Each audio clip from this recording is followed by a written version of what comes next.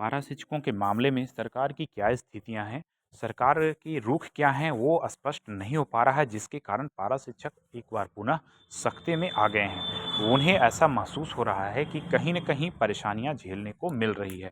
पारा शिक्षकों के साथ जब बैठकें होती है, तो ऐसी स्थिति में ये सभी पदाधिकारी और मंत्री स्पष्ट रूप से कहते हैं कि आपकी समस्या समाधान हो चुका है।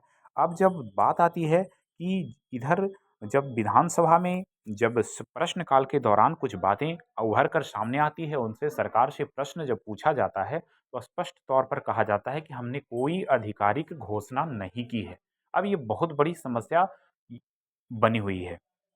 आपने देखा होगा कि 14 तारीख की बैठक में सहमति बनी हुई थी और 16 तारीख को जब विधानसभा में प्रश्नकाल आया और 20 तारीख को जब जवाब दिया गया, तो वो बहुत ही संशयात्मक प्रश्न और जवाब मिला।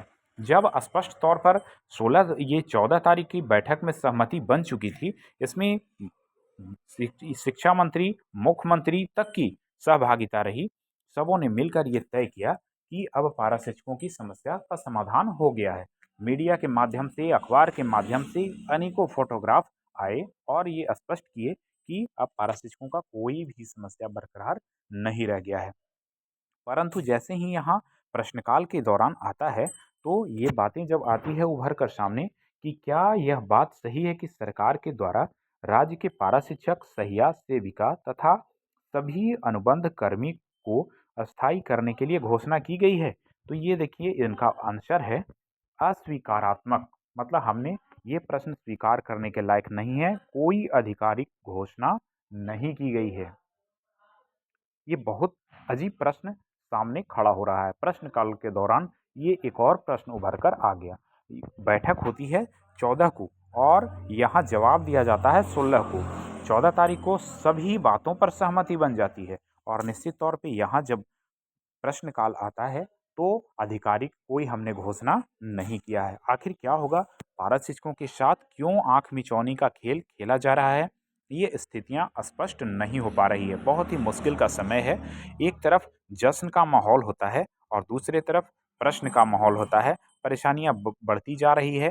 शिक्षा मंत्री और मुख्यमंत्री इत्यादि सभी मंत्रियों के द्वारा यही बातें सुनने को मिलती है कि पारा शिक्षकों का समस्या समाधान हो गया है। लेकिन जब विधानसभा सत्र के दौरान इस प्रकार की बातें अगर उभर कर सामने आए, तो निश्चित तौर पे पारा शिक्षक संशय में पड़ जाते हैं। आखिर कब इनकी समस्या का समाधान होगा? 14 तारीख की बैठक में सहमति पूरी तरह से बन गई। सिर्फ वेतनमान की मांग लंबित रहे, शेष सभी मांगे पूरी कर ली गई। अब ये बातें कहाँ से उभर कर आ रही है कि आधिकारिक घोषणा हमने नहीं किया है? ये आधिकारिक घोषणा आखिर कब होंगी? उस दिन सहमति बन गई। सभी पारा शिक्षक अपने अब विद्यालय में लगन और कठिन परिश्रम से और भी मेहनत करने लगे, क्योंकि अब उनके पारिश्रमिक में कुछ वृद्धि कर दी गई है। वो अपने विद्यालय में कार्यरत हैं और लंबे समय से आंदोलनरत रहे हैं। उनके जो मामले थे वो सॉल्व हो गए हैं, पर अब परिस्थितियां ये प्रश्न उन्हें एक बार फिर से संशय में डाल दिया है। कब इनकी बाद मांग पूरी होगी? आखिर क्या है? समझ से बाहर हो पा रहा है पारा शिक्षकों के मामले में।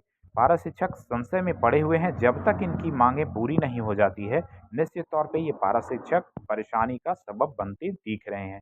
इनके मन में एक कौतूहल जग रहा है कि सरकार आखिर आंख मिचौनी का खेल क्यों खेलती है, स्पष्ट तौर पे क्यों नहीं कह पाती है। अगर सरकार लोकतांत्रिक प्रणाली में अगर इस प्रकार के छल किए जाएं, तो निश्चित ही ये भारी विडंबना है झारखंड के लिए। झारखंड की सरकारें से इस प्रकार की उम्मीद नहीं है। बाहर में पारा शिक्षकों के साथ सकारात्मक पहल, अंदर में विधानसभा सत्र के दौरान प्रश्नकाल के दौरान उल्टा जवाब। ये आखिर कौन-सी समस्या चल रही है? बहुत ही मुश्किल का समय है। देखिए 2-4 दिनों में स्थितियाँ स्पष्ट हो जाएगी और सरकार का रुख क्या है, निश्चित तौर पे ये अगले जो कैबिनेट की बैठक होगी, या 23 तारीख को हो या 24 तारीख को हो, जो भी हो अगला कैबिनेट में हर हाल में ये स्पष्ट हो जाएगा कि आखिर मामला क्या है। 20 तारीख को इस प्रकार के सवालों का जवाब देना कहीं न कहीं संशय में घेर कर रखा है। अब इस तरीके से पारा शिक्षक एक बार फिर से संशय में पड़ गए हैं। निश्चित तौर पे समस्या बनी हुई है। आगे देखते हैं कि अब क्या होता है। बने रहिए चैनल के साथ, आपको ताज़ा अपडेट हमेशा मिलते रहेगा। तब तक के लिए धन्यवाद।